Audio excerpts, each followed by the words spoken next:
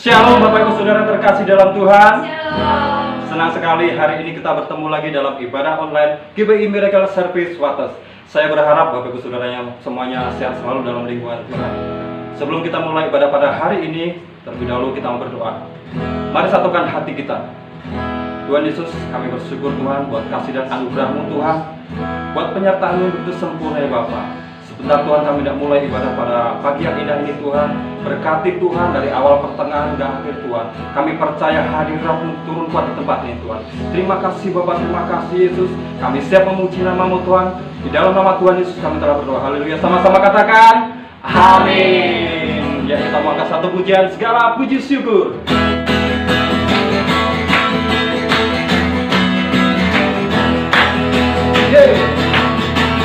Segala puji syukur hanya bagi-Mu Tuhan, sebab Kau yang layak dipuja.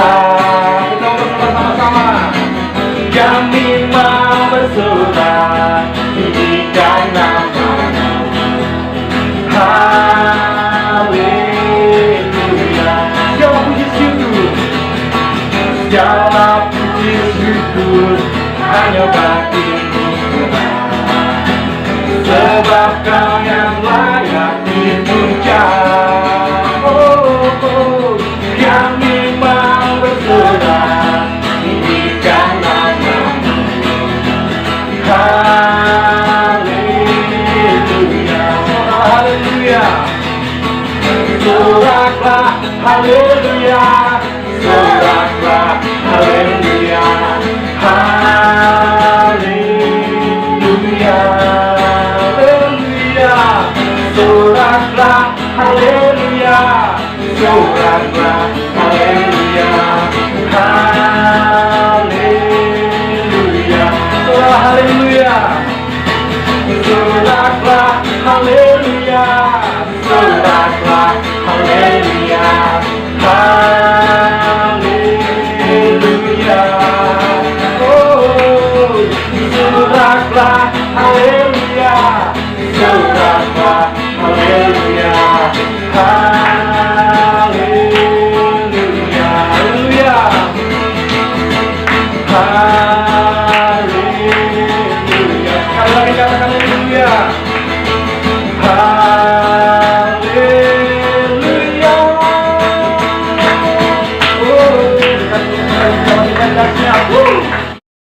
Mari kita siapkan hati dan pikiran kita untuk kita boleh datang kepada Tuhan lebih dalam lagi masuk hadirat-Nya. Terima kasih Roh Kudus, sukacita hari ini Tuhan, kami bisa bersama-sama Tuhan menari melompat bagi-Mu Tuhan, bersorak-sorai tinggikan nama-Mu Yesus. Terima kasih Bapak, terima kasih Yesus. Kami mau Tuhan lebih dalam lagi masuk hadirat-Mu Tuhan, sebab sinar kemuliaan-Mu Tuhan melingkupi setiap kami ya Bapak. Haleluya, sinar kemuliaan-Mu Bapak. Sinar kemuliaan-Mu Bapa, yes, memenuhi di sekeliling. Kami rasakan hadirat-Mu, hadirat-Mu, Kau tenggelamkan jiwa. Ku ingin tetap tinggal bersama. Sinar kemuliaan-Mu, sinar kemuliaan-Mu Bapa, Yesus, memenuhi sekeliling. Terima kasih Tuhan. Rasakan hadirat-Mu, Kau tenggelamkan jiwa. Ku ingin tetap tinggal bersama. Sama-sama katakan, ku ingin tetap di sini. Ku ingin tetap di sini, menikmati bait-Mu. Ku ingin tetap di sini dan memandang indah wajah-Mu. Ku ingin tetap di sini, sama-sama angkat tangan kita. Ku ingin tetap di sini menikmati baitmu, Yesus. Ku ingin tetap di sini dan memandang indah wajah, dan memandang indah wajah. Sekali lagi katakan, dan memandang indah wajahmu, dan memandang indah wajahmu. Sembah Dia, haleluya. Ku ingin tetap di sini Tuhan, kami sembah Kau Yesus, kami tinggikan nama-Mu. Aja Kau Tuhan, Kau penuh kuasa, hadirat-Mu di atasku. Kau yang pulihkan, Kau yang sembuhkan, Bapa yang setia, Bapa yang mulia. Kau nyatakan nama-Mu Tuhan Yesus.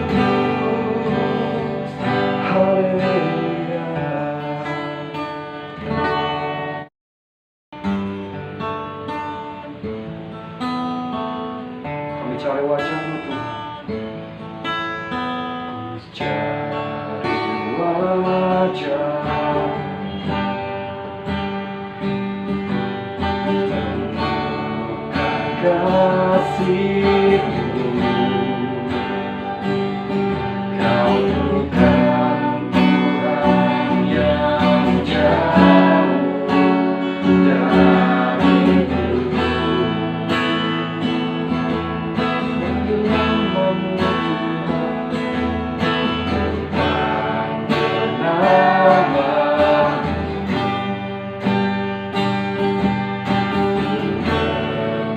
jawabku.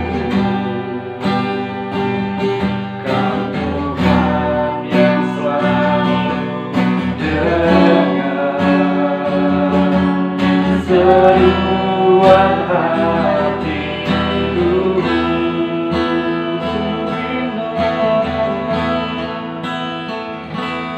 Sungguh indah Kau Tuhan, penuh kasih dan sayang. Kau tempat penghiburan bagi setiap hati yang terluka. Sungguh indah Kau Tuhan, menara perlindungan. Kau sumber kekuatan bagi semua orang yang membutuhkan.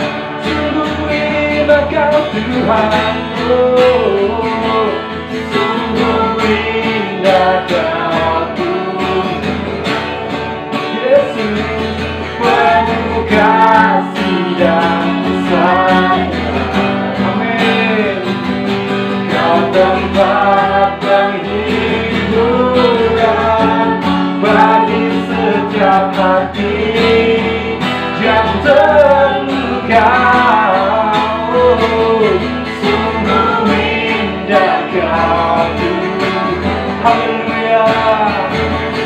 Menara perlindungan, Kau sumber Tuhan, Kau sumber kekuatan bagi semua orang yang membutuhkan.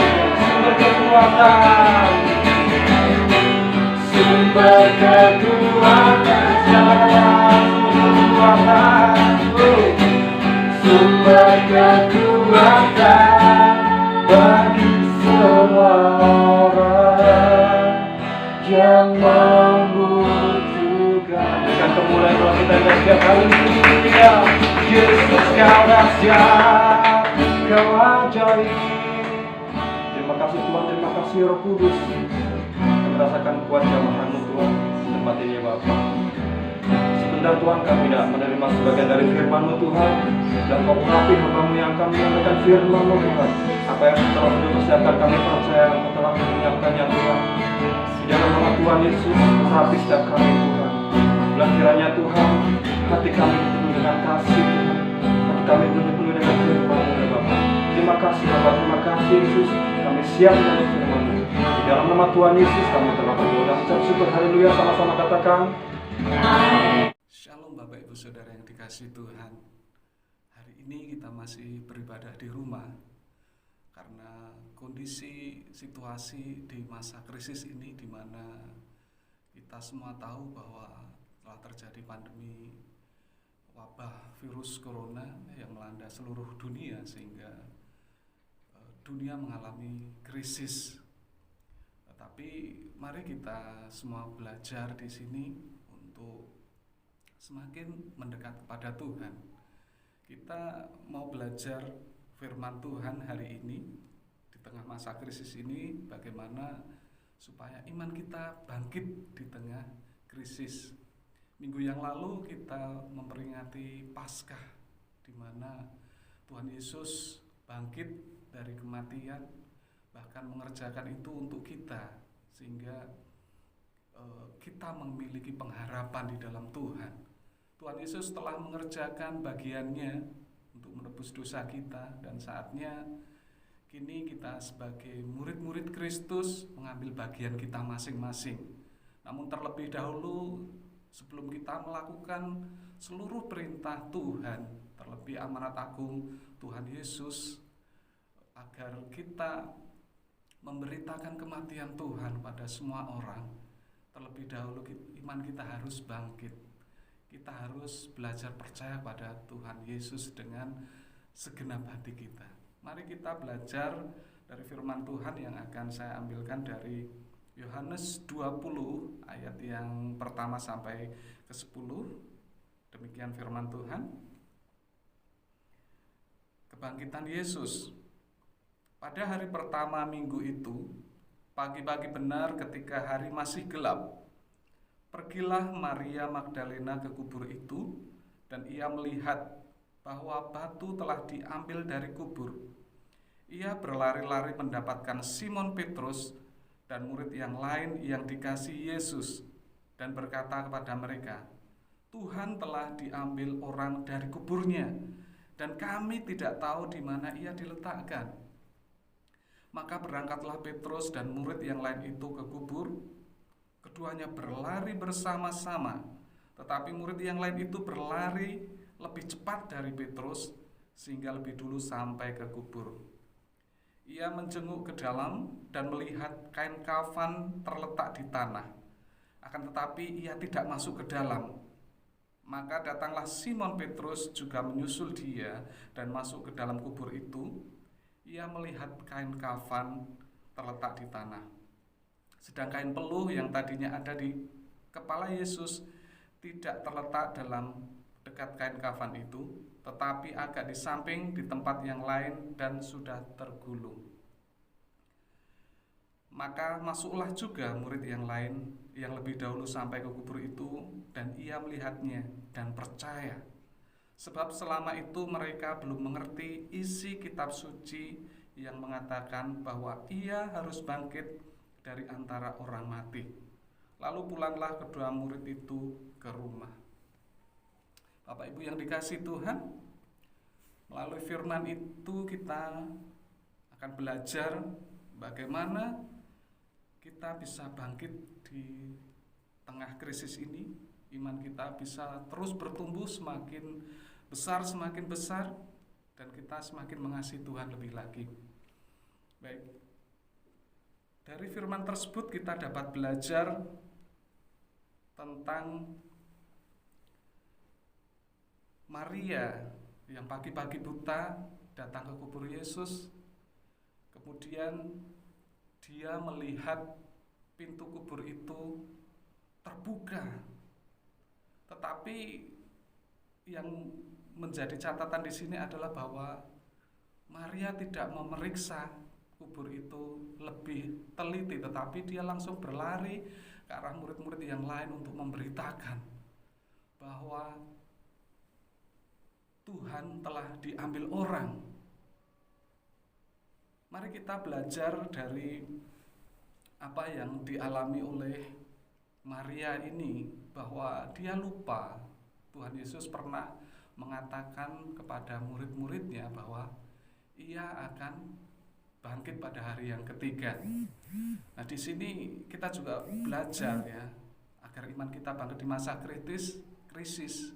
Maksud saya yang pertama, kita harus mengubah pola pikir. Jangan sampai kita seperti Maria yang melihat apa yang dilihatnya, kemudian langsung memberikan satu tanggapan di mana dia tidak meneliti dulu apakah itu yang sebenarnya.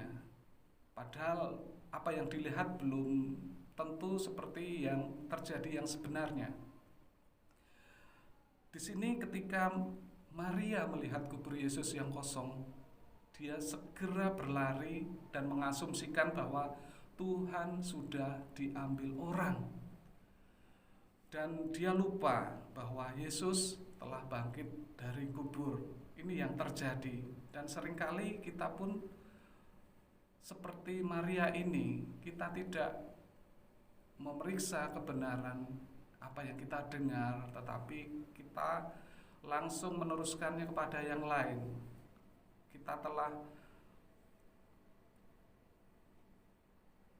menyebarkan hoax kepada orang lain, seperti halnya Maria. Mari kita belajar mengubah pola pikir kita, sehingga kita memiliki pemahaman yang benar akan segala sesuatu. Dan pola pikir yang lama jika tidak kita ubah, itu akan terus tertanam di dalam pikiran kita, yang akan menghambat kemajuan iman kita. Di sini kita bisa belajar supaya kita tidak seperti Maria, tetapi kita belajar untuk lebih sungguh lagi mengenal firman Tuhan. Yang kedua, agar iman kita bangkit di masa krisis adalah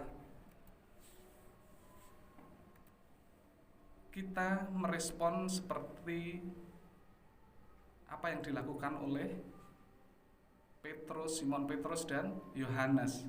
Yang kedua, segera merespon dengan sikap yang benar. Ketika Petrus dan Yohanes mendengar berita dari Maria Magdalena, apa yang dilakukannya, mereka berdua tidak diam saja, tetapi mereka segera berlari menuju ke arah kubur Yesus untuk membuktikan apa yang ia dengar.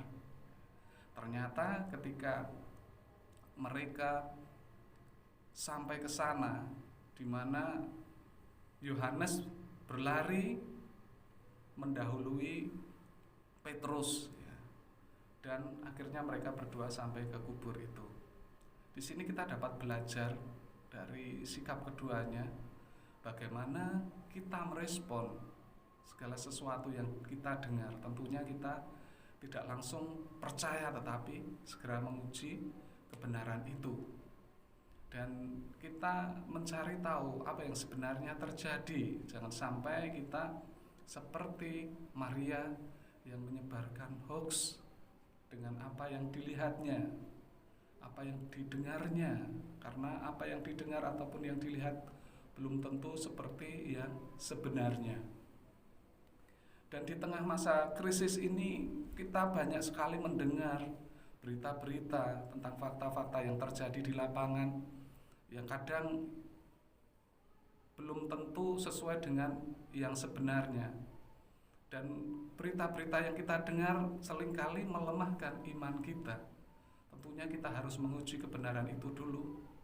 Kita saring apa yang perlu, apa yang penting, dan yang baik kita pegang, supaya kita tidak terbawa oleh berita-berita yang tidak benar. Kemudian yang ketiga, agar iman kita bangkit di masa krisis, yaitu kita harus masuk ke dalam hubungan yang lebih intim dengan Tuhan. Hari-hari ini kita tidak bisa lagi bersama-sama beribadah di gereja. Kita harus beribadah di rumah masing-masing.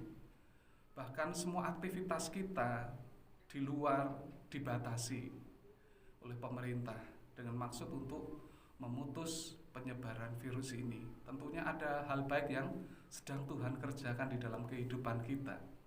Terkadang kita tidak mengerti maksud baik dari Tuhan. Kita bisa saja mengeluh, kita bisa saja menggerutu. Namun mari kita belajar meresponi semuanya itu dengan benar. Kemudian kita masuk ke dalam hubungan yang lebih intim dengan Tuhan, supaya kita bisa mengerti apa maksud Tuhan atas semuanya ini, atas apa yang Tuhan izinkan terjadi di dalam kehidupan kita masing-masing. Baik, kita belajar dari Petrus dan Yohanes ketika mereka berlari menuju ke kubur Yesus. Yohanes yang terlebih dahulu sampai di depan kubur Yesus tidak segera masuk, tetapi hanya melongok ke dalam. Kita bisa melihat di ayat yang kelima. Ia menjenguk ke dalam dan melihat kain kafan terletak di tanah, akan tetapi ia tidak masuk ke dalam. Mari perhatikan. Yohanes tidak masuk ke dalam kubur itu, tetapi hanya melongoknya dari luar. Ini adalah gambaran kehidupan kita sehari-hari. Kita bisa beribadah, kita bisa memuji Tuhan, tetapi hati kita tidak bertemu dengan Tuhan. Kita berdiri di luar pelataran rumah Tuhan, kita tidak masuk ke dalam hadirat Tuhan. Dari sini kita belajar ayat yang ke-6. Maka datanglah Simon Petrus juga menyusul dia dan masuk ke dalam kubur itu.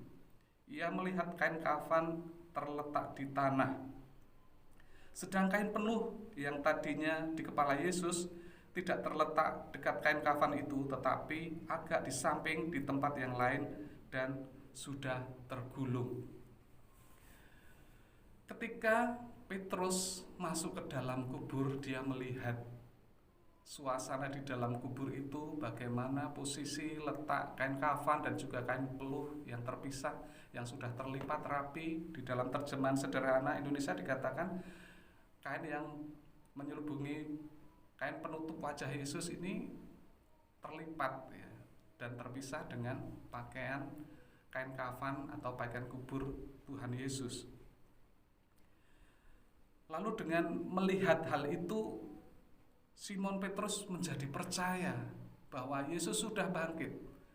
Dia tidak percaya kepada perkataan Maria yang mengatakan bahwa Tuhan telah diambil orang, tetapi dia percaya bahwa Yesus telah bangkit. Mengapa? Hanya dengan melihat kain peluh yang sudah terlipat rapi ini, Petrus bisa menyimpulkan bahwa Yesus sudah bangkit. Rupa-rupanya ada adat istiadat Yahudi di sana tentang serbet yang terlipat, di mana ini berhubungan dengan tuan dan hamba, di mana seorang tuan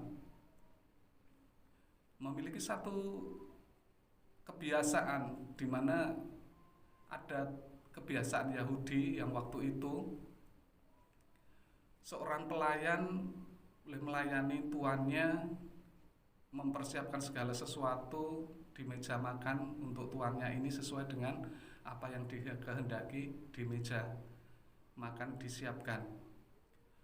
Nah, dan setiap lelaki atau pria Yahudi pasti akan mengetahui tentang tradisi ini, yang mana ketika pelayan tadi sudah mempersiapkan segala sesuatu di meja makan agar tuannya ini dapat makan, maka sang pelayan ini akan menunggu sampai tuannya ini selesai mungkin di ruangan yang lain yang tidak terlihat dari situ.